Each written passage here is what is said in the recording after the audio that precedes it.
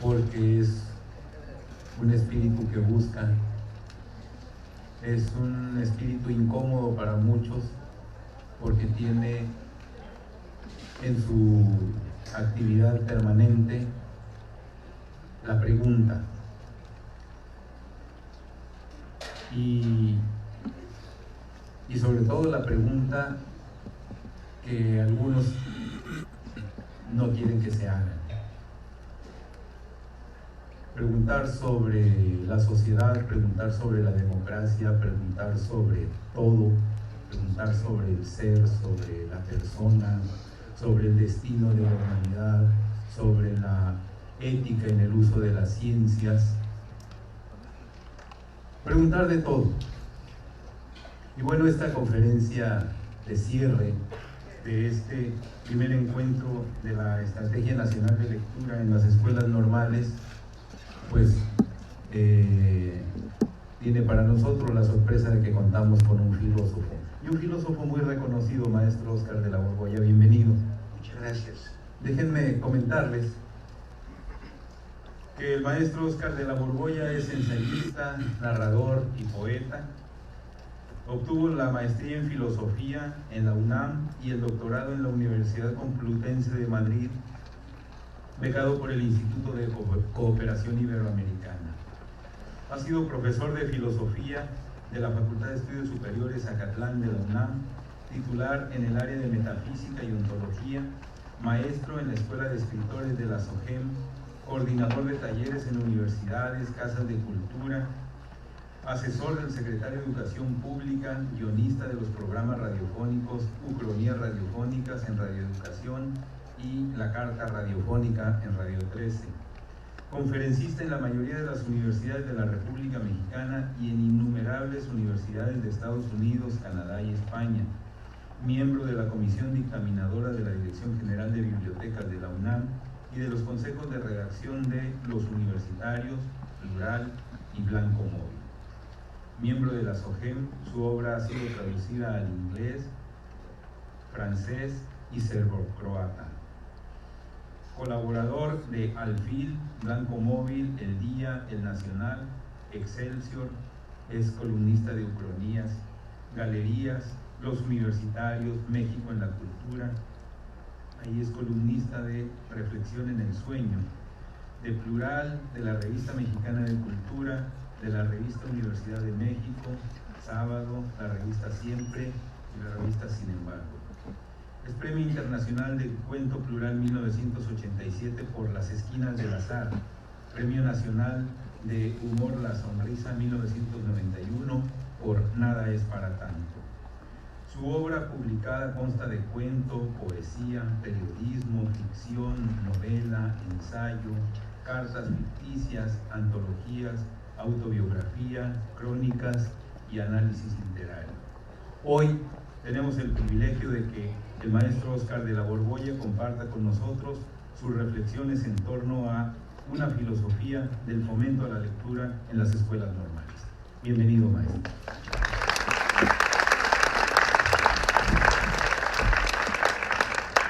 Muchas gracias a todos y muchas gracias muy particularmente a los organizadores que me han permitido estar esta mañana con ustedes.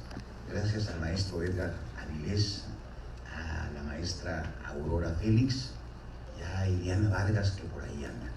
De verdad, muchas gracias. Me siento muy honrado por el hecho de que me hayan cedido la posibilidad de cerrar con esta plática el primer encuentro de estrategias nacionales para el fomento a la lectura, y sobre todo con un público compuesto de profesores normalistas.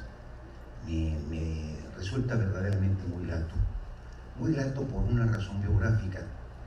Mi madre era maestra de primaria y cuando yo nací, ella daba clases en la mañana en una escuela privada, en la tarde en una escuela pública, y desde los 3 meses de edad que se terminó su licencia, me dejaba en el kinder. En ese entonces no había maternal, sino había kinder, y ahí seguramente las educadoras me ponían a entretenerme con los cubos Y recuerdo muy bien porque fue la época en que murió Jorge Negrete y se oía en la radio: si muero lejos de ti. ¿Se acuerdan de esa canción memorable? Había muerto Jorge Negrete, y cotejando fechas, resulta que en esos días fue cuando yo venía de regreso hacia mi casa con mi madre y venía leyendo los anuncios espectaculares que había en las calles, y la gente de pronto se quedó muy sorprendida. Dijo: ¿a poco lee? Pues no sé.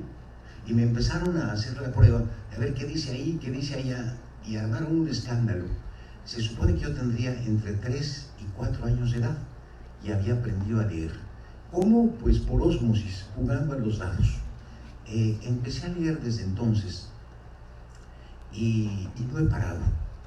Y aunque durante una época de mi vida tuve una especie de frenesí lector, me leía prácticamente un libro diario o un libro en 2 días. Eran las épocas de Lanza, cuando yo era un adolescente que no hacía nada más. Ya después vinieron las relaciones sentimentales, luego vino las relaciones laborales, luego vino toda esta vida tan complicada que se va tornando conforme uno se adentra en ella. Y un día se me ocurrió hacer una especie de cálculo. ¿Cuántos libros podré yo leer si soy un lector asiduo durante 50 años? Pues muy sencillo. En promedio, habrá meses que no lea nada, habrá meses que lea mucho, pero en promedio son, digamos, un buen lector, un libro por semana. ¿Les parece bien? Un libro por semana. Son 52 semanas al año y son 50 años de lector. Más o menos, para cerrar los números, todo lo que voy a leer en mi vida son 2.500 libros. Y eso si me mantengo fiel a esto. Comparando ese ritmo de lectura con los títulos que se publican anualmente, pues resulta una cantidad ridícula. Olvídense de las novedades. Los libros que ya han merecido ser catalogados y pasados a formar parte de bibliotecas tan importantes como la del Congreso de los Estados Unidos en Washington o la biblioteca de la Universidad Patricio Lumumba, tienen más de 50 millones de títulos, y mi cultura va a alcanzar 2.500 libros, y eso si me sigo esperando. Es de verdad terrible cuando uno hace estas cuentas, que resultan a veces, cuando los números no son mero adorno, sino que contienen información, resultan muy elocuentes porque nos invitan a pensar en algo tremendo. Estamos parados en los hombros de este gigante que es la humanidad, gracias a lo cual gozamos de una cantidad de privilegios y de desgracias también por el otro lado, pero el avance de la cultura, de la civilización, está conservado en esos libros, y todo lo que disfrutamos pues depende de lo que se ha hecho en el pasado. Y nosotros, para ser sujetos contemporáneos, pues necesitamos ponernos un poco al corriente, un poco al tanto de lo que han dicho los que más han valido la pena y que ha valido la pena conservar en bibliotecas, conservar en esta forma que impide que las palabras se las lleve el viento, porque que quedan asentadas ahí en algún registro físico que permite que perduren. El porcentaje de lo que podemos asimilar a lo largo de una vida es verdaderamente ridículo comparado con lo que hay. Y si se ponen a pensar que últimamente, por la enorme abundancia de seres humanos que hay, que es más que nada el factor principal, nunca como ahora habíamos convivido en el mismo planeta 7.500 millones de seres humanos. La humanidad era mucho más prudente antes y éramos bastante menos. Ahora que somos tantos, nuestro ritmo de producción ha hecho que seamos capaces de poder duplicar el conocimiento general de todo lo que se había venido acumulando, pues en periodos cada vez más breves.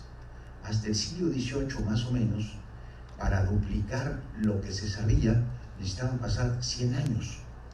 Pero en el siglo XXI en el que estamos, parece ser que cada 2 años se duplica la información.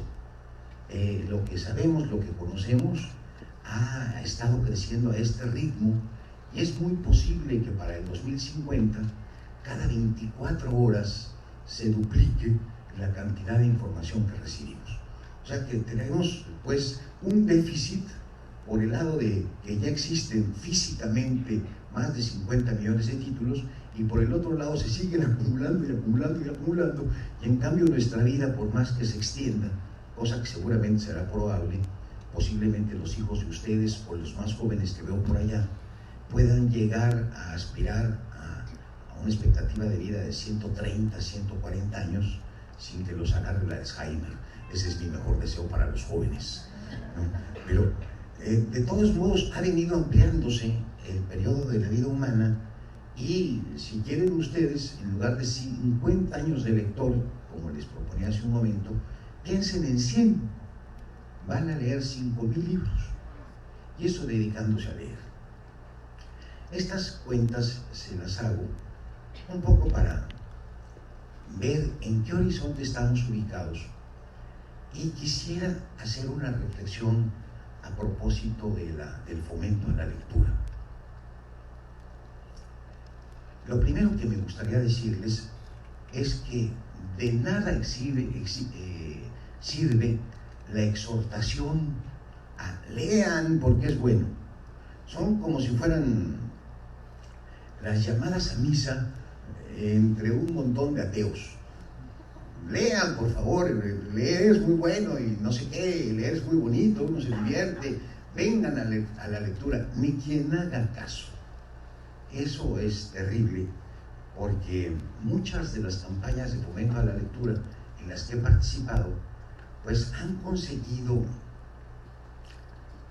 pues no sé, entusiasmar momentáneamente a los asistentes, pero cuando se vuelven a sus casas, vuelven a adquirir sus mismos niveles de lectura, que nos colocan ya en promedio como país en los últimos lugares de los lectores en el mundo, cosa que es tremendamente triste.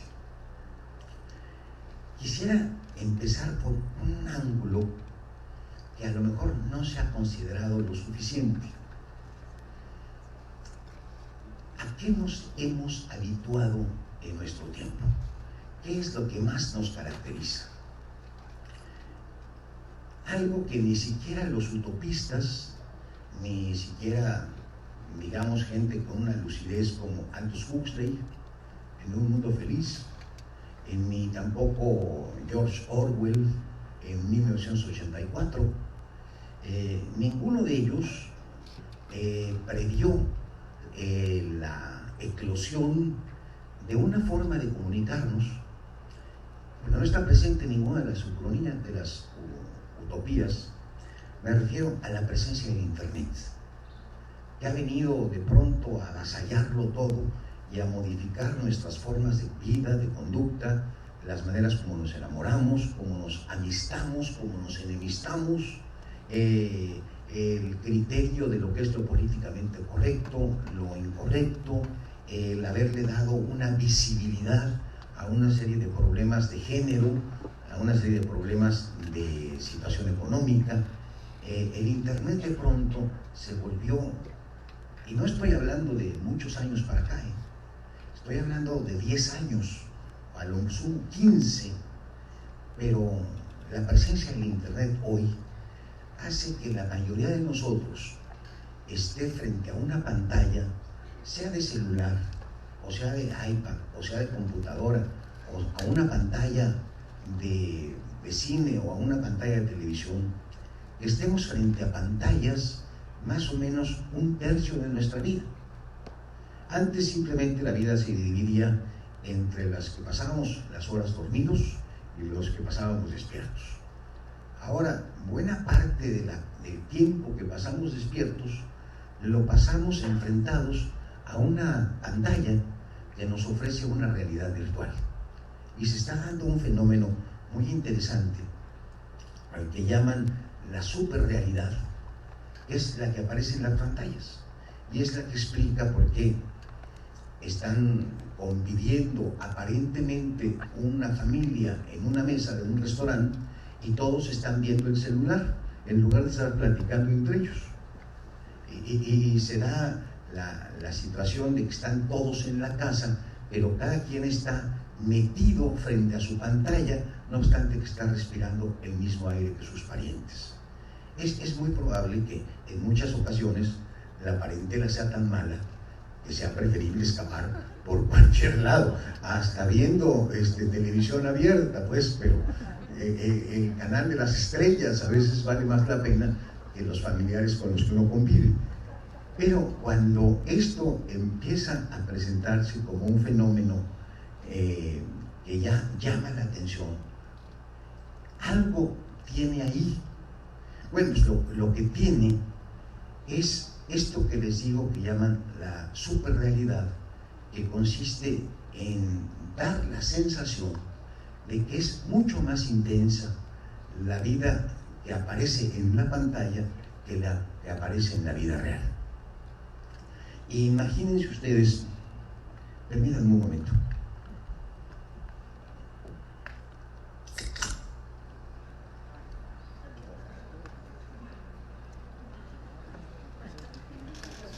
Voy a esconder la marca para que no parezca publicidad.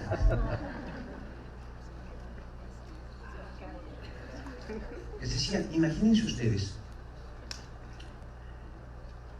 que en una conversación con 3 amigos en un restaurante, una de esas que llaman presencial, pues uno platica con uno, el otro se tarda en responder, luego quiere intervenir el otro, luego nos acaloramos, hablamos todos juntos, pero no pasamos de 4. Por más escándalo que armemos en la mesa, no pasamos de 4.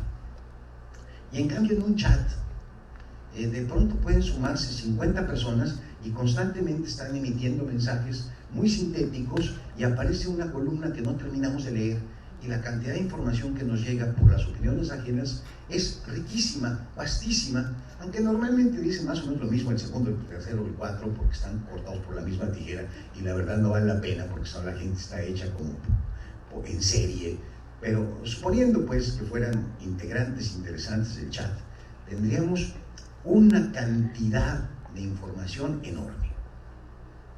Imagínense, porque también el internet sirve para las prácticas eróticas, pues que están cada quien con su pareja y por muy de amplio criterio que sean, no creo que pasen de 2 simultáneamente, pero normalmente es una pareja con la que uno hace lo que se hace, ¿no? Y más o menos se hace pues, como siempre se hace. Hay estilos que uno acostumbra porque han resultado exitosos y los vuelve a repetir y salen mejor, pero siempre es igual, más o menos. Si meten ustedes 20 segundos al internet y de pronto hay más posturas que en el Kama Sutra, y hay más parejas, y hay más enfoques, y hay más encuadres. Lo único que lamento de esto es que al rato, por tanto consumir pornografía virtual, ya no les va a saber a la antigüita. Les va a resultar demasiado triste, demasiado monótono, demasiado desvaído, pálido la relación amorosa real.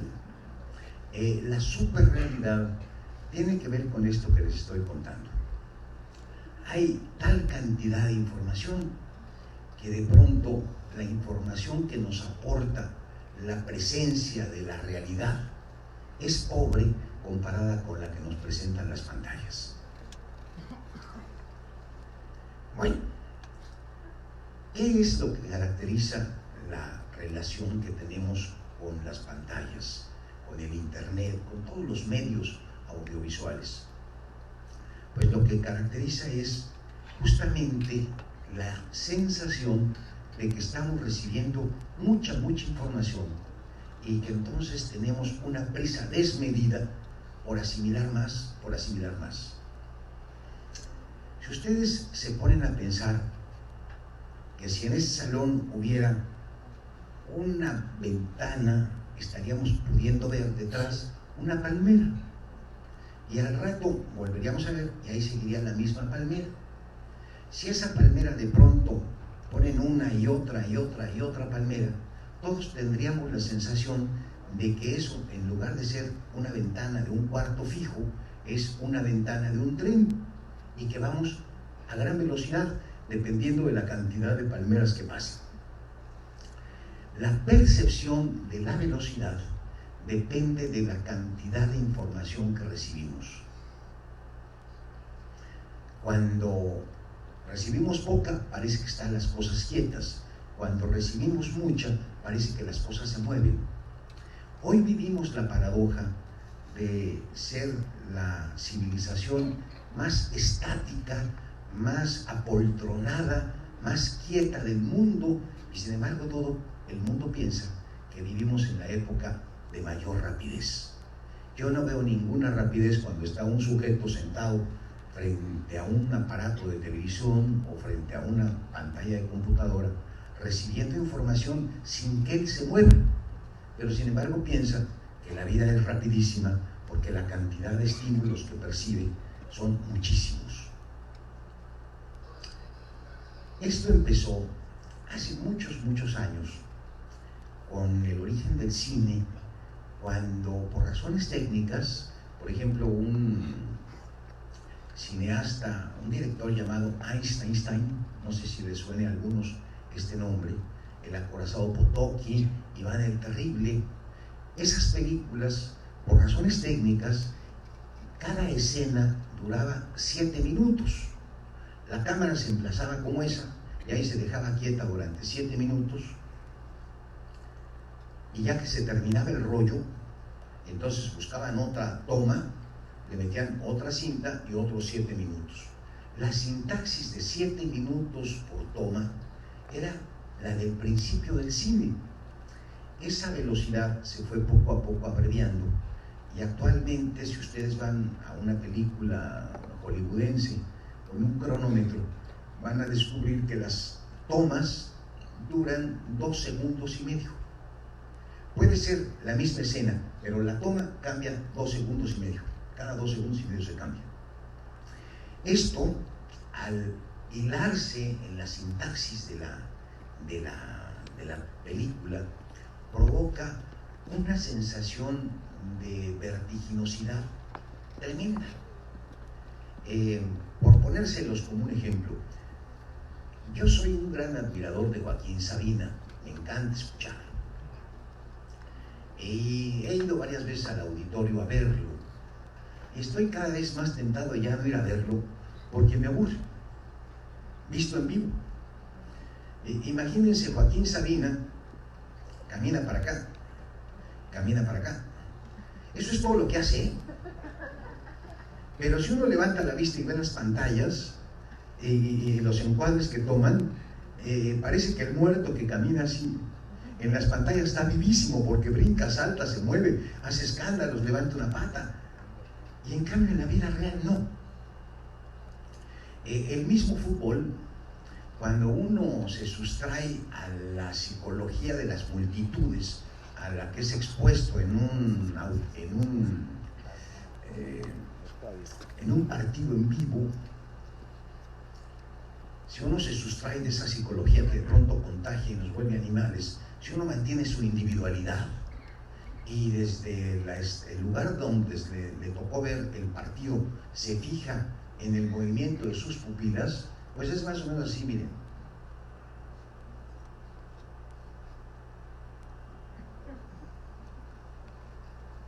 Pero como hay 40 cámaras de televisión enfocando desde todos los ángulos, parece que los deportistas corren y vienen y van y hacen un montón de cosas.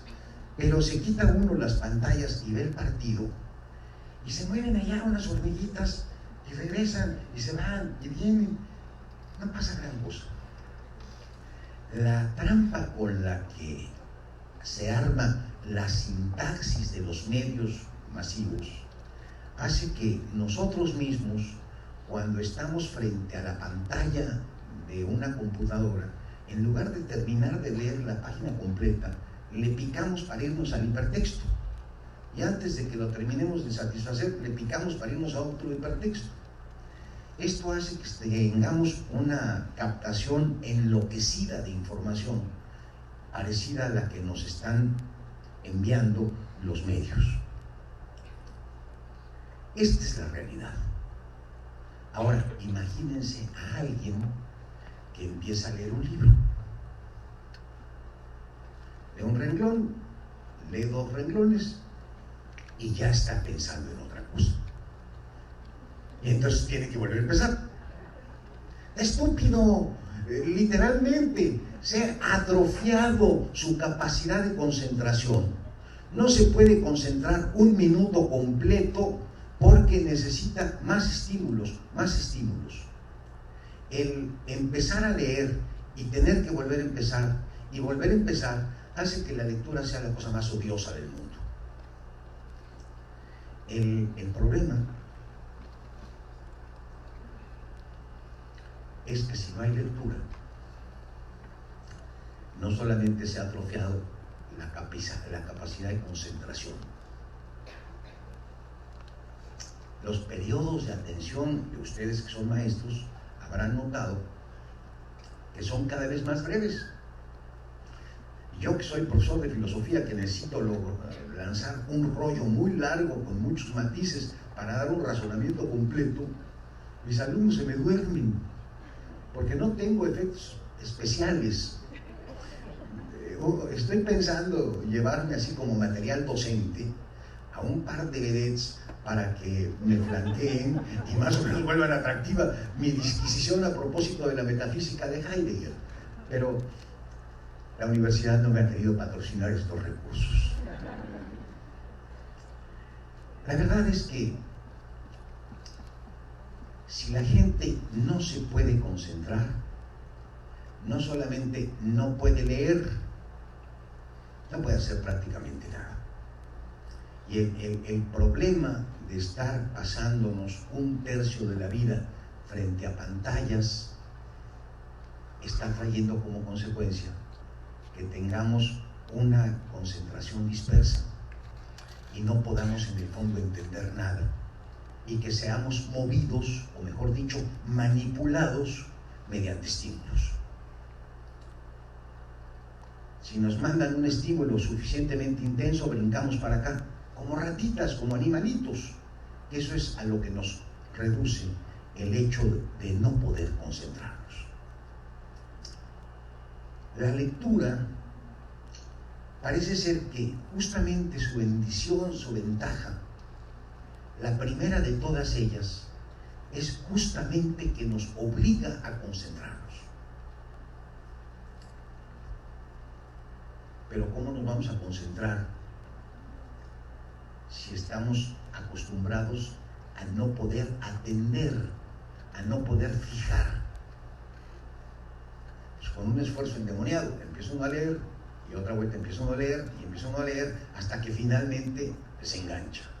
Es una tortura. Aquí habría que tener en cuenta algunas características propias de la escritura. Hay varias velocidades a las que el escritor puede escribir sus textos.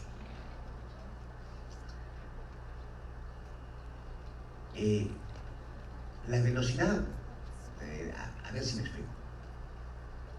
Consideren ustedes una columna en la que está el tiempo que yo me tardo en leer, el número de horas que me paso durante mi jornada de lectura. Y en la otra columna, el número de horas, días, años que avance la trama en la historia. Imagínense ustedes qué obra más o menos es popular, Los Tres Mosqueteros.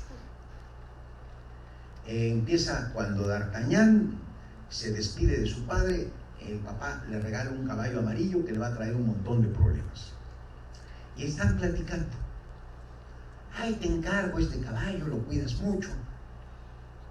Pasa una hoja y se despiden. ¿Cuánto tiempo de lectura me tardé? Pues el mismo tiempo que avanzó la trama. Pero Dumas no me cuenta cada uno de los pasos que dio el caballo hasta llegar a París, sino me dice que en cuanto se despidieron, inmediatamente lo perdió de vista y unas jornadas después llegó a París y se encontró con el primer mosquetero Alcarreta.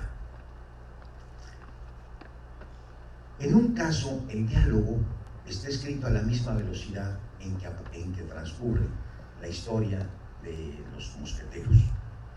Y en el otro caso, mi tiempo de lectura es muy poquito comparado con lo que avanza la trama, porque son unas semanas seguramente de trayecto y yo me entero de una semana simplemente con 3 o 4 renglones.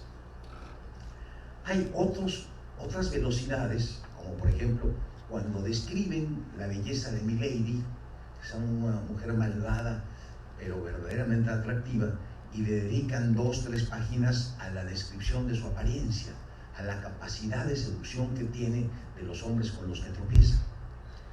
Cuando están describiendo, la trama no avanza nada. Está ella como paralizada mientras el narrador explica cómo es. Y en cambio, en el tiempo de la lectura son 2 o 3 minutos por página, o son 6 u 8 minutos de mi vida invertida en la lectura.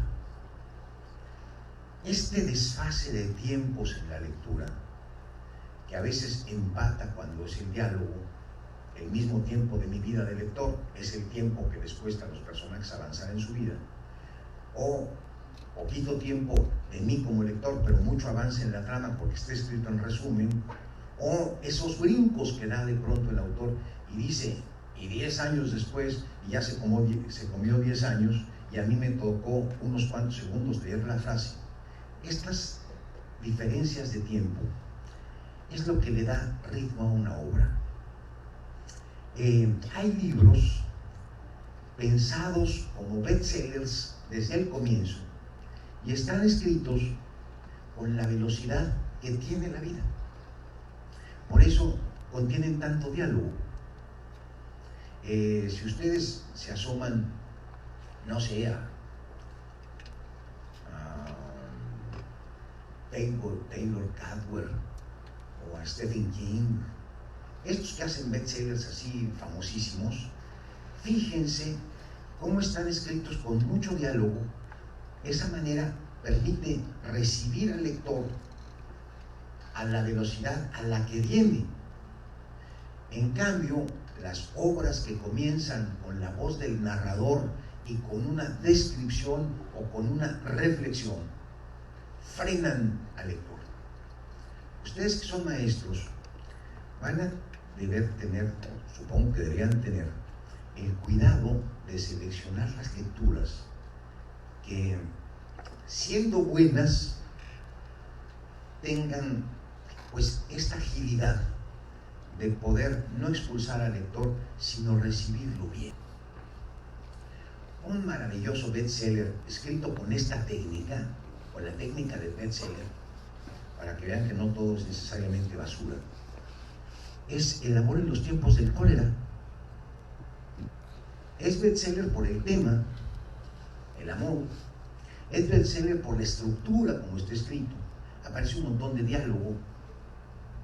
Son un montón de personajes. Se entera de un montón de historias uno. Igualito que un bestseller, pero bien hecho.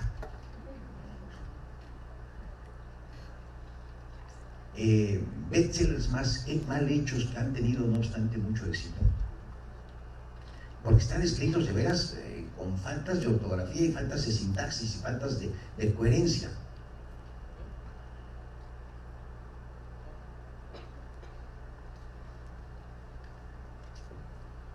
¿Cómo se llama este? Creo que una especie de repugnancia interna me impide recordar el nombre. Ay, qué lástima que se me vaya el nombre, pero de todos modos, a lo mejor si lo han visto, lo van a reconocer por lo que les digo. Un capítulo completo, ¿de cuántas páginas consta? De una página. Y cambia uno muy ágilmente de capítulo y se va enterando de un montón de información superficial. Porque claro, en una página no se puede contar mucho.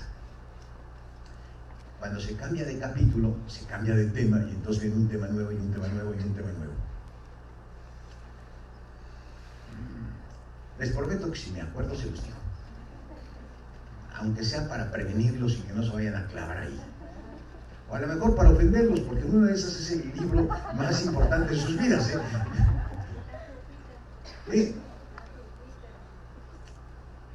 ¿Para qué? Bueno, arroba Oscar de la Borbol es mi Twitter. Si no se los digo aquí me preguntan. Así saldo la deuda a posteriori. Bueno,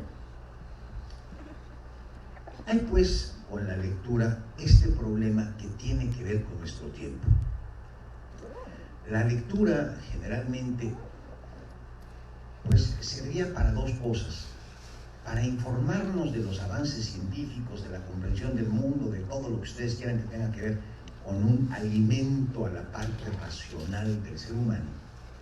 Y por el otro lado, la lectura servía para podernos entretener. Leíamos porque era una manera de pasar bien el rato, enterándonos de la historia de algún personaje. En los dos casos, leíamos para enterarnos. ¿Qué sucede en la época del Internet? ¿Cómo nos enteramos? Le preguntamos a la pantalla y la pantalla nos da un dato instantáneo. Nos manda a Wikipedia. Les voy a contar lo distinto que sería mi vida si yo hubiera nacido en la época del Internet. Cuando tendría 14 años, como algunos de por allá vestidos de azul, o tienen más, pero yo era más chiquito que ustedes. Cuando tenía 14 años, escuché la palabra manierismo. Manierismo. Alguien dijo, Miguel Ángel era manierista. Yo dije, ¿amanerado? No, manierista. ¿Qué demonios sería manierista? Si hubiera existido el Internet, me hubiera picado y me habría enterado. Pero no existía. Entonces me fui a ver un libro que hablaba de la vida de Miguel Ángel. Estaba yo preguntándome qué será manierismo y de pronto me enteré que Miguel Ángel, siendo muy joven, 21 años, le habían comisionado, le habían concedido un enorme privilegio: intervenir un bloque de mármol que originariamente medía 6 metros el monolito, pero que unos escultores idiotas ya le habían pegado unos martillazos y medía 5,60 y no querían encargárselo a cualquier escultor. Miguel Ángel en ese entonces, con 21 años, no tenía prosapia, no tenía pedigrí, no tenía currículum. Y había escultores muy buenos, ya en ese momento muy famosos, Benvenuto Cellini, entre otros. Pero como era amigo íntimo del Papa, cuando digo íntimo, lo digo con toda la perversa intención de que se note lo amanerado. Como era amigo del Papa, el Papa le concedió que esa pieza que estaba en Florencia se le entregara al muchachito guapo, porque aparte era guapo en ese entonces. Había la intención de ponerle a la Capilla de las Flores, a la Iglesia de las Flores, ahí en Florencia, esta cuya cúpula la hizo Brunelleschi, en cada una de las esquinas un personaje bíblico, y con el primero que iban a empezar era con el David. iba a estar en David, iba a estar Job, iba a estar todos los personajes del Antiguo Testamento, iban a estar rematando las puntas de la Catedral de las Flores. Le dan la pieza a Miguel Ángel. Hay un rum terrible, como cuando hacen una entrega sin licitación. Empiezan los rumores, las maledicencias, y finalmente un día Miguel Ángel devela la escultura. Le mochó 40 centímetros porque quedó de 5:10. O sea que perdió un poquito el monolito. Y conste que allá no hay monolitos de ese tamaño, había costado una fortuna y había que haberlo traído desde Carrara hasta Florencia. No crean que era fácil. Lo había intervenido y había dejado el David. ¿Ustedes creen que hubo aplausos ese día? Así que como ahora la gente se para y lo fotografía y se hace la selfie y dicen, ¡ay, qué bruto! Mira Miguel Ángel. ¿Saben qué sucedió ese día? Hubo una rechifla completa entre el público. ¿Por qué razón? Por una cosa bastante vulgar, pero muy clara. El Miguel Ángel de David tiene prepucio. Y los judíos no tienen prepucio. El estúpido de Miguel Ángel no estaba al corriente, no tenía la cultura como para saber que los judíos, y David era un judío, el que mató a Goliat, estaba circuncidado. Por favor, métanse a internet y vean el prepucio. La rechifla fue general. Han pasado los años y se han descubierto que muchas cosas, esa obra es una maravilla porque frente a la rigidez de las esculturas egipcias, eran dos parados así, el Miguel Ángel adelanta un pie, echa el hombro contrario hacia atrás y da una impresión de desequilibrio en la pieza, y eso produce el movimiento. Además está la expresión contenida de rabia. Es una maravilla de pieza, pero le falló algo a Miguel Ángel. Terminé de leer el libro, me había enterado de este chisme, pero no me había enterado de qué significaba manierismo. Me mandaban a otro libro, fui a ver otro libro. Por fortuna, ya al principio decían, el manierismo es una corriente artística en la que las figuras parece ser que se resbalan. Ejemplo, la piedad. Está la Virgen María y el Cristo casi se le cae, y cuando uno la ve de enfrente, uno hace así porque parece que se le viene. Hay un desequilibrio en la figura para moverla. Bueno. ¿Ustedes creen que era importante mi curiosidad idiota de qué era el manierismo? Lo importante fue lo que descubrí al buscar esta tontería. Esas páginas que leí me compusieron la vida. Porque, aparte de esta anécdota que me permite contárselas ahora, fue lo mejor que pude haber leído cuando era joven. Que el gran genio de Miguel Ángel se hubiera equivocado me dio licencia para poderme equivocar yo también. Gracias a ese permiso es lo que me ha permitido llegar a ser quien soy, si es que soy algo, o por lo menos soy más el tlaconete que hubiera quedado si me hubiera quedado inhibido por no equivocarme nunca. Si Miguel Ángel se equivocó, yo tengo todo el derecho de equivocarme. Y por eso es que me arriesgo, y por eso es que avanzo. Lo que aprendí leyendo, no lo habría aprendido si hubiera encontrado el dato concreto de que el manierismo es esta corriente artística que pone las cosas en desequilibrio. Eso sí fue formativo para mí. Hoy, La gente busca información, la encuentra instantáneamente y se priva del beneficio que trae toda la búsqueda, encontrar la totalidad de los asuntos integrados en una estructura racional que es lo que forma el universo de un libro entero. Arrancar el simple dato del internet no deja más que una curiosidad satisfecha, que al día siguiente tiene otra curiosidad que se satisface, y un día está uno lleno de datos inútiles, sin entender cuál es la estructura que los engloba.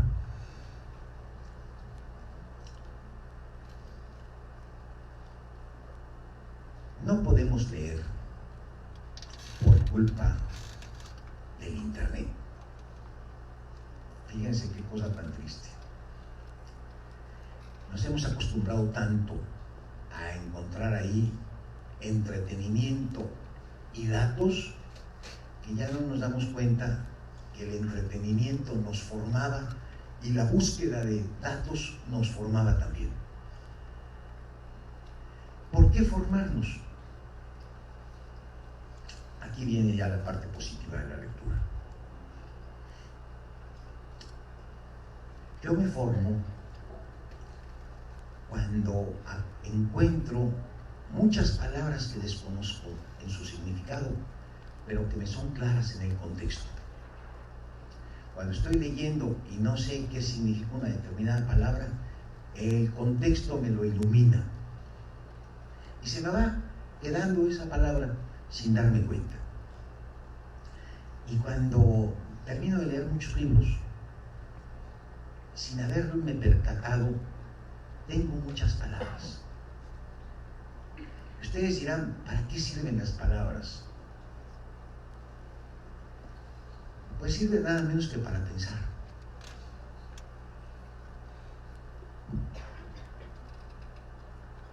Sirven para ver, sirven para apreciar. ¿A qué me refiero? Les voy a contar una anécdota. Sobre es como muchas anécdotas que cuento de mis alumnos en la Facultad de Estudios Superiores de Acatlán. Esto es un romance sucedido en las escaleras del edificio 8. En la subida o bajada, según se venga, de la planta baja al primer piso. Yo paso y escucho. Órale, güey. No, güey, no. Me voy. Al día siguiente. Ya, güey. Chance, güey, chance. Al día siguiente. Ahora sí, güey. Sí, güey. Al día siguiente. Ay, güey. Uy, güey. Al día siguiente. Ya no, güey. Nada, güey. No, no, güey. Esta es la historia de un romance. Empezaron y terminaron. Yo tenía un gato siamés, más bien una gata siamesa, que tenía una cantidad de modulaciones cuando emitía sus rugidos de apareamiento, que cuando veo a mis alumnos hacer estos romances, me acuerdo del reino zoológico con envidia y con nostalgia. La palabra güey la utilizan, pues, no sé en qué porcentaje, pero creo que en un 50%. Y las otras palabras que acompañan la palabra güey son peores, no las voy a repetir aquí porque me da vergüenza, pero son. Yo creo que se mueven en un repertorio como de 50 palabras. 50 palabras. Y para que lo vean claro, a mí me preocupan los alumnos a veces. Amanezco como Boy Scout con ánimo de hacer una buena acción. Y me encuentro con uno que tiene la cara así, pero larga, larga, larga. Y le pregunto, ¿qué tienes, oye? Estoy jodido. ¿Y por qué? Estoy jodido. Bueno, ya sé que estás jodido, pero ¿me podrías explicar como qué clase de jodidez es la que tienes? No, pues jodidez de jodido. ¿Hay de otra? Claro que hay de otra. ¿Estás taciturno? ¿Estás apesadumbrado? ¿Estás melancólico? ¿Estás nostálgico? ¿Estás mohino? ¿Estás triste? No, estoy jodido. Ah, no, pues estás jodido. Porque si estuvieras apesadumbrado, sabrías que tienes un peso encima de ti y por eso la pesadumbre. Entonces sabrías que con quitarte ese peso te quitaría la pesadumbre. Si estuvieras taciturno, estarías tácito, callado, y entonces te podrías hablar para quitarte esa desgracia. Si estuvieras nostálgico, pues tendrías un dolor por algo perdido en el pasado y seguramente en tu libreta telefónica estaría la solución. O sea, cuando uno sabe el término exacto para referirse a lo que uno siente, ya está uno en el camino de su solución. Cuando uno no tiene la palabra, literalmente está uno jodido. Y no solamente para el paisaje interno, sino para el paisaje exterior. Si ustedes no saben la diferencia que hay entre un abedul, un sauce, un ciprés, un pino, un sabino, un roble, un eucalipto, y lo único que ven son árboles, para ustedes lo único que ven son árboles. Solamente empiezan a emerger las cosas cuando podemos nombrarlas, cuando tenemos la palabra exacta para referirnos a eso. Porque además no crean siquiera que hay sinónimos. Es mentira que hay sinónimos. El lenguaje no es obeso porque se le da la gana a un imbécil. El lenguaje tiene esa riqueza de términos porque cada una de ellas da un matiz estrictamente único. No hay sinónimos. No es lo mismo decir estoy maravillado que estoy admirado, que estoy asombrado. Asombrado es cuando yo, si digo el sol me asombra, estoy diciendo literalmente una estupidez, porque asombrado es que me caiga una sombra. Es la reacción que tienen los caballos cuando se les acerca una sombra por detrás y dan una cos. Admirar es mirar de cerca. El prefijo ad significa proximidad, y mirar de cerca, eso es admirar. Yo no puedo admirar las llamas, porque si las admiro me quemo las pestañas. ¿Me explico? Entendemos con el idioma un masacote, o tenemos pocas palabras, y entonces la realidad nos parece un masacote. La realidad no tiene matices, no tiene aspectos. Una de las ventajas de leer es que uno aprende palabras. Las palabras son el elemento mínimo para poder pensar. Es la materia prima, es la que me permite identificar las cosas. Si no tengo palabras, pues no tengo con qué pensar. Y otra vuelta, la falta de vocabulario es lo que hace que las juventudes actuales sean tan manipulables. Parecen animalitos a los que basta con aventarles un meme para moverlos para acá o para allá. No tienen criterio, no tienen conciencia, no tienen politización. ¿Por qué? Porque no tienen palabras. ¿Por qué no leen? Pues porque no pueden, porque están atrofiados por haberse pasado toda su vida desde niñitos hasta ahora viendo pantallas. Ya no se pueden ni concentrar. Parecen muy guapos, muy bonitos, pero la verdad son unos animalitos. Homo sapiens, pero todavía no han alcanzado ese nivel de humanidad que da el ponerse encima del gigante que somos. El gigante que somos es una biblioteca.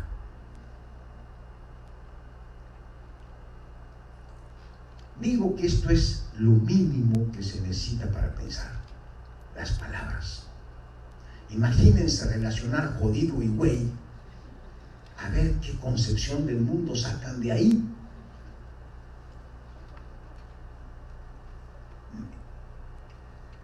Perdónenme que me sulfure, pero es que sí me apasiona.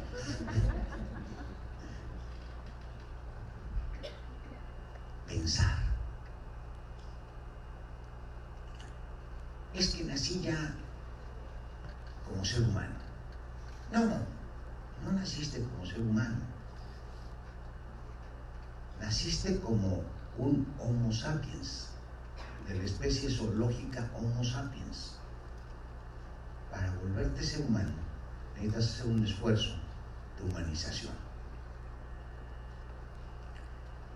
Si a cualquiera de nosotros nos hubieran aislado y nos hubieran dejado en una mazmorra, nos hubieran alimentado por debajo, no habríamos adquirido ni la postura erecta, ni habríamos aprendido a hablar, y seríamos lo que son algunos pobres infelices a los que se les conoce como seres ferales. Y como no se les integran las sinapsis nerviosas para poder tener la red que soporte el lenguaje, ya pasado un tiempo es muy difícil incluso que esos seres ferales puedan aprender a hablar.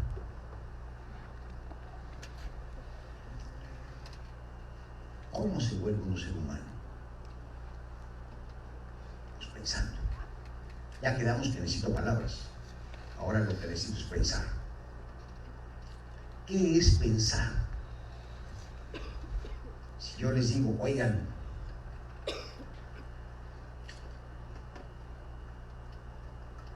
me pasan ese vaso, ustedes entienden qué hacer y me pasan el vaso.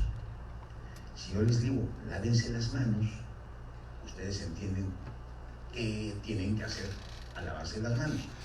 Si yo les digo, piensen, ¿qué hacen? ¿Saben a qué los invito? A ponerse como el pensador de Rodin, así. Cuando yo era niño, mi abuela me decía, Oscarito, lávate las manos. Y me lavaba las manos. Oscarito, piensa.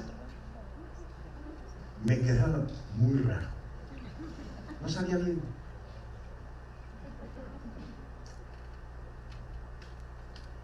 Pues pensar es relacionar. Relaciono una cosa con ella misma y digo, es la misma. El primer acto de pensamiento es la relación para encontrar lo que de común tienen las cosas. Gracias a esto puedo yo identificar.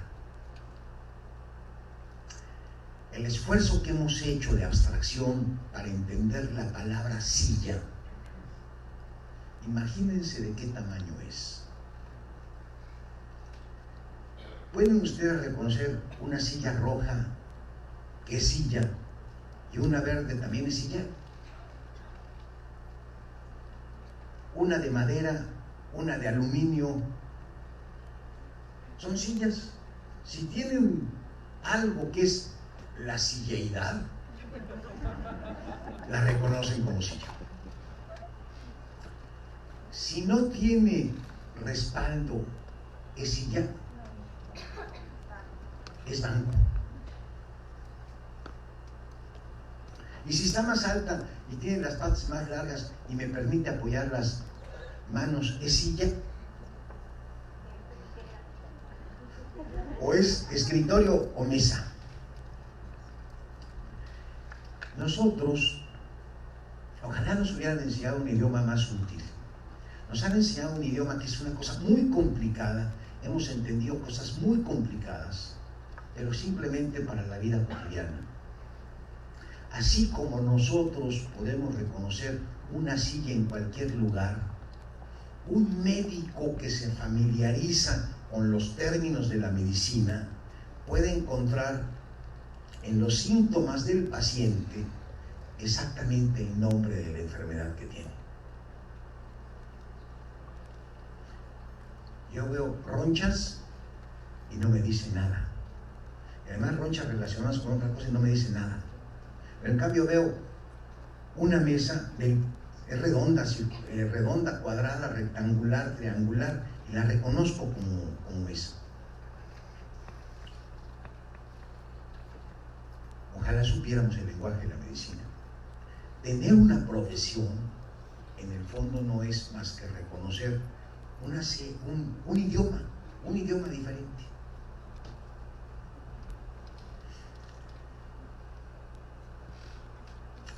primer paso del pensamiento es la identificación, relacionar una cosa consigo misma. Segundo paso, cuando relaciono una cosa con otra, pero no para encontrar lo que tienen en común e identificar, sino encontrar lo que tienen de distinto y criticar. Tengo un país, lo relaciono con él mismo y encuentro su identidad. ¿En qué consiste ser mexicano? Habría que pensar cómo nos comportamos. Comparo nuestro país con otro país e inmediatamente hay deficiencias o hay ventajas. Cuando yo comparo una cosa con otra, buscando lo que de diferente tienen, hago un pensamiento crítico. No me quiero extender ahí porque para eso escribí este libro de la rebeldía a pensar. Ahí está explicado en qué consiste pensar. Pero si por algo es importante leer, no solamente es para tener palabras, sino para poder estar en condiciones de pensar. Y lo importante de pensar es que nos vuelve seres humanos, caramba. Ya no sé si sea tan bueno ser humano. Estamos tan desacreditados.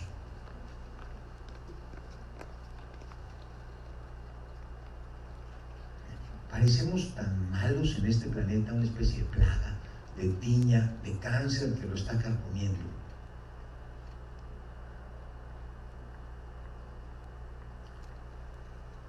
¿Verdad? Somos malos.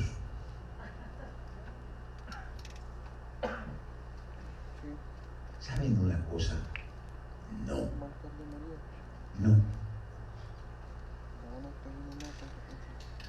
Si nos asomáramos, no con ojitos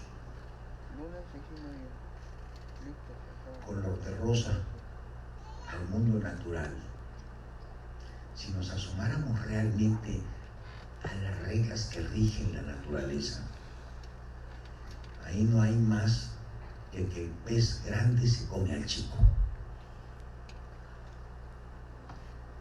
No. Aquí por lo menos hacemos una apariencia de democracia. Allá no. Les voy a contar 2 o 3 cosas de entomología para que vean que los animalitos no son tan buenos como dicen. ¿Saben cómo se reproducen los abejorros? ¿No saben? La abejorra busca un gusano de seda. Un gusano es que se convierte en mariposas, no necesariamente de seda.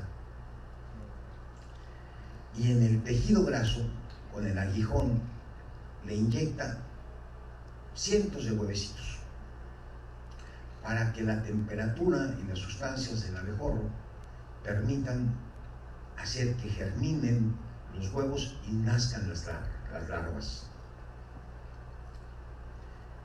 Cuando le meten los huevecillos, le mete también un líquido que paraliza al gusanito. Nacen las larvas y el gusanito, por más que se puede rascar, no puede porque se lo ha encajado tan al fondo que tendría que destruirse todo para poderse sacar aquello que lo está empezando a comer por dentro. El plan de alimentación de estas larvas hace que se coma todo el tejido graso del gusanito, tiempo que les tarda en terminar de madurar para salir al exterior, y solamente hasta el final atacan las partes vitales del gusanito. Son 3 semanas de tortura del pobre gusano retorciéndose en el suelo. Yo no sé a quién se le ocurrió esto, Debe ser una especie como de dios sádico, pero terrible, ¿no?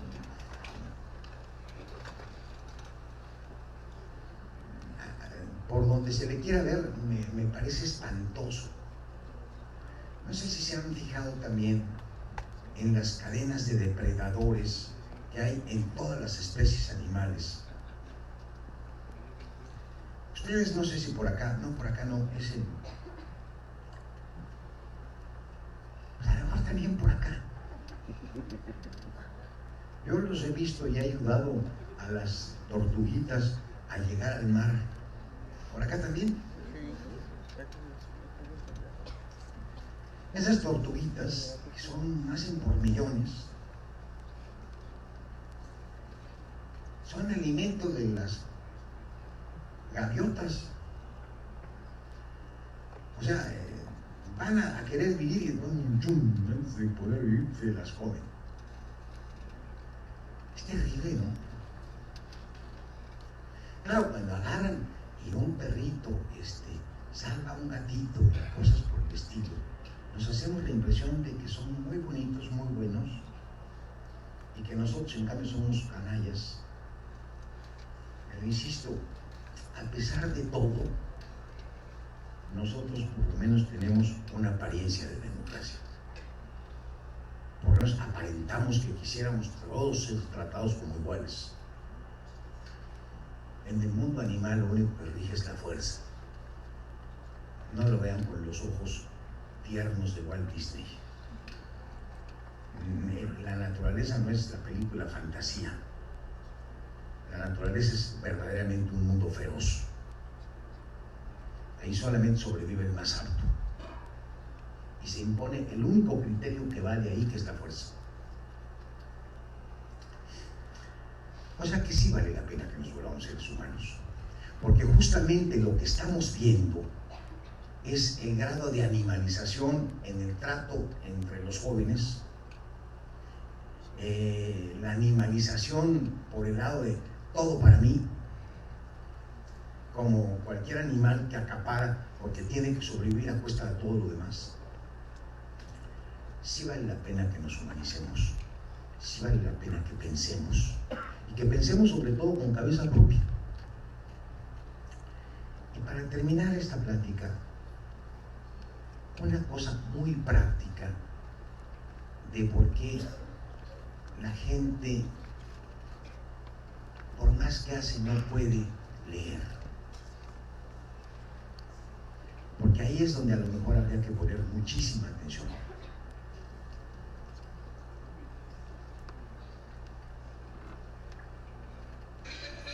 Una pregunta elemental. Estoy leyendo una frase, un renglón, ¿en dónde me detengo? Hasta que se me vaya el aliento, ¿me detengo antes o me detengo hasta que encuentre un signo de puntuación? Esto que les estoy diciendo parece absolutamente elemental, pero es lo único que explica el por qué, estando alfabetizados, leen y no comprenden. ¿Por qué la lectura no es simultáneamente comprensión? ¿Por qué están alfabetizados, sin embargo, sus niveles de comprensión son mínimos? ¿Por qué? Porque no saben dónde detenerse, porque no entienden el sistema de puntuación. La puntuación parece ser que fuera una cosa ociosa que se avienta ahí, tal vez con la esperanza de que no se asfixie el lector, pero no. La puntuación es un sistema racional de coordinación de los enunciados. Esto lo sabe perfectamente bien Beatriz, porque ella es maestra en gramática. Yo solamente soy su esposo. Pero ya me lo sé.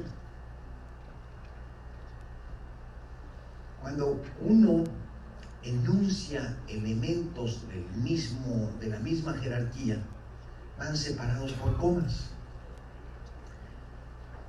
Cuando hay grupos de esos elementos que tienen la misma jerarquía y voy a seguir enunciando otros de otra jerarquía más o menos equivalente, pongo coma, coma, coma, punto y coma, coma, coma, coma.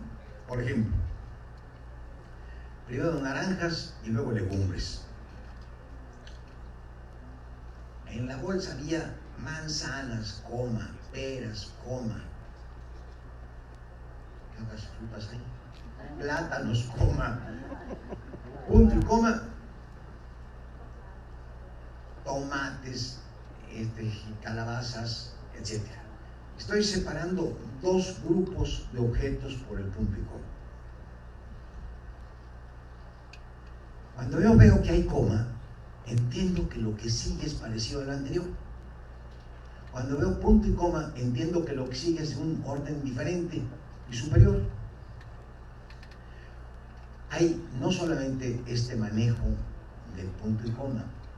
El punto y coma también me sirve para hacer enunciados adversativos. O sea, en lugar de poner sin embargo, empero, no obstante, hago todo un enunciado y luego pongo punto y coma y lo que sigue se opone a lo anterior.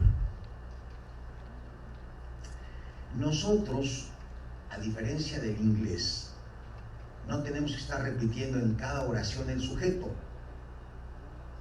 Pedro hizo, y Pedro hizo, y él hizo, y Pedro hizo, y él hizo. Nosotros podemos recuperar en la redacción, a través del punto y coma, el sujeto o el verbo, para hacer una lectura más fluida. ¿Qué sucede cuando llego a un punto y seguido? Que yo sé que todo lo que se dijo antes ya terminó, que ya es una idea verdaderamente completa con un montón de matices, y que lo que va a empezar después del punto y seguido es otro grupo de ideas que también va a ser completo. Cuando termino y pongo punto y aparte, sé que ese párrafo completo trata de un asunto y empiezo otro asunto en el punto y aparte. Cuando ya terminé todo el asunto que tenía que ver con todos esos puntos, cambio de capítulo con punto y aparte de capítulo. Cuando terminé el libro, ya dije todo lo que tenía que decir, punto y aparte, y hasta el próximo libro. ¿Sí me explico? Cuando se entiende la puntuación, y por eso me gustaría recomendarles este libro de curso de redacción para escritores y periodistas. Cuando se entiende la puntuación como un sistema lógico, realmente es un auxilio para la lectura. Cuando simplemente se lee así, el papá iba al negocio, arriba de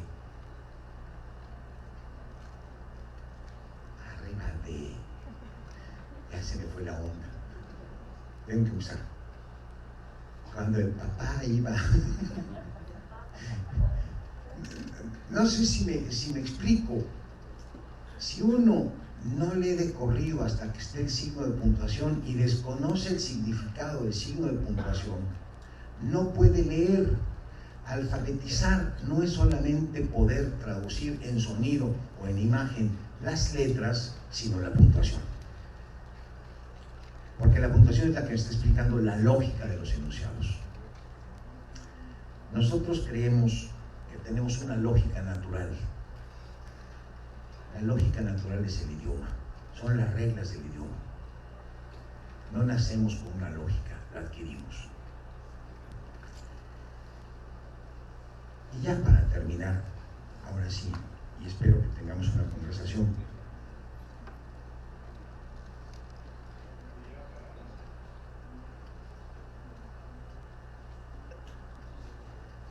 No puedo leer si no me interesa escribir.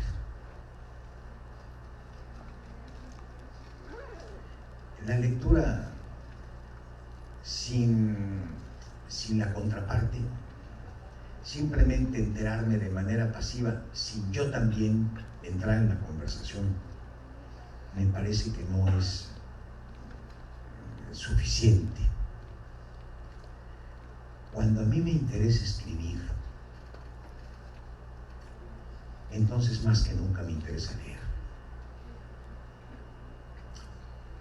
No puedo estar solamente en uno de los dos juegos de este binomio. Leo para enterarme, pero escribo también para enterar a los demás. Leo para entretenerme, pero escribo también para que los otros entiendan cómo me entretengo. la verdadera complementación de un proyecto nacional para fomentar la lectura necesitaría considerar el otro aspecto, porque si no nos deja de entrada convertidos en sujetos pasivos. Y si de lo que se trata es de leer mucho para ser mejores, pues siendo mejores seguramente podremos contribuir para que siga haciéndose mejor. Se escribe igual que por lo que se lee. Se escribe para poder tener una posesión plena de nosotros mismos. Yo no me conozco lo suficiente si no encuentro a través de la lectura muchísimas luces que me iluminan a mí. Pero no me conozco lo suficiente si no proyecto las suficientes luces como para que los otros también me conozcan a mí. Lectura y escritura van de la mano. Me ha dado mucho gusto platicar con ustedes. Ojalá tengan preguntas. Muchas gracias.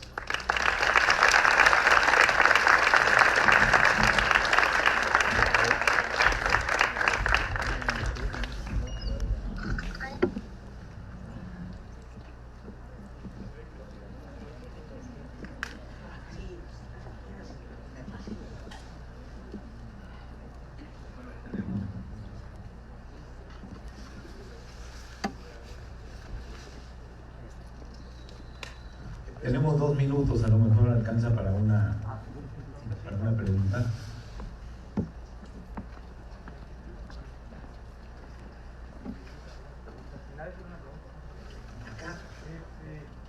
Maestro Oscar, hace poco leí, usted comentaba que no sabía por qué escribía, la escritura era una forma tal vez de controlar los sueños, como un sueño vívido. Me parece muy interesante. Miren, cuando uno escribe, cuando uno lee, tiene una experiencia muy vívida de la lectura. Parece que las escenas que uno ha leído forman parte de la vida de uno pasado el tiempo. Hay veces que uno confunde un recuerdo y no sabe si lo vivió o lo leyó.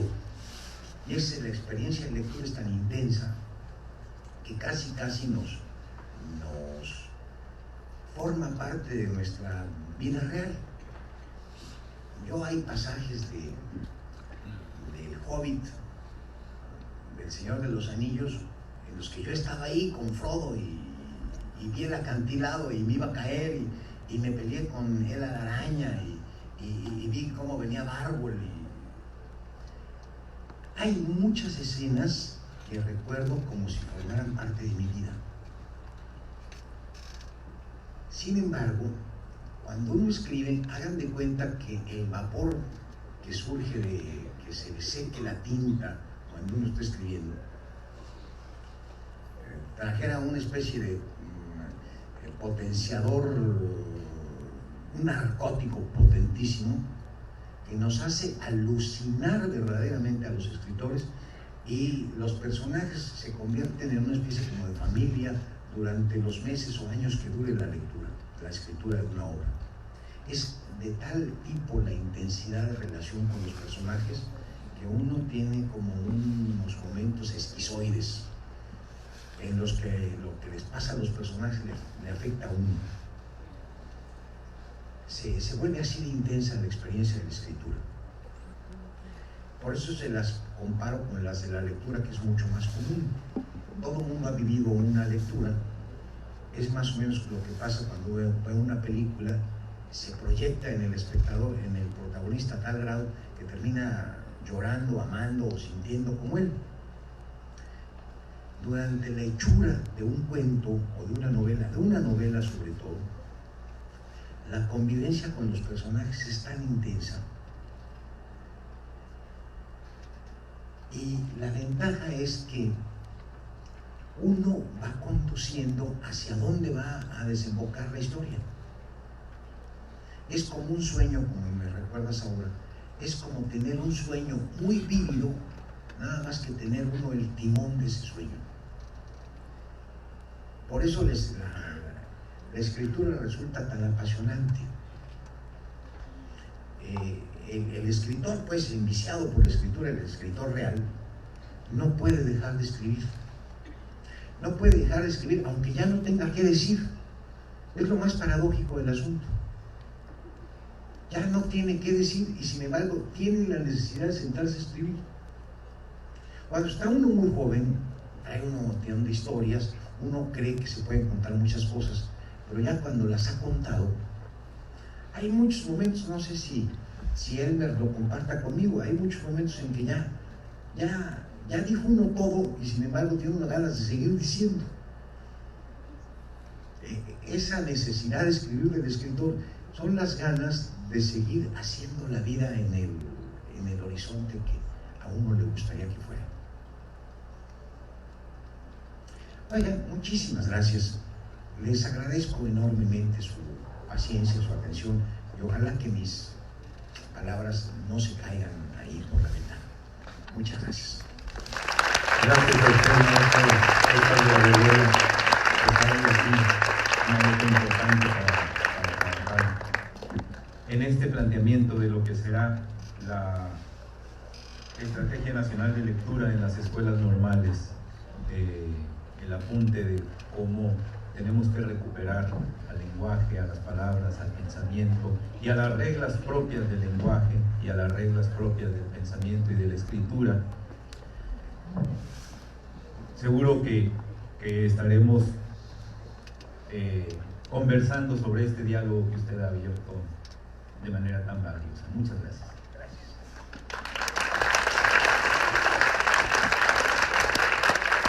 El maestro Jesús Hernández Castro, director del Centro de Actualización del Magisterio, Unidad Culiacán, tiene un presente para usted.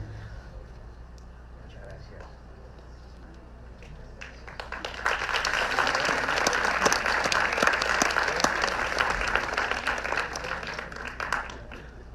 No se nos vaya porque queremos que nos acompañe a la ceremonia de clausura. Mientras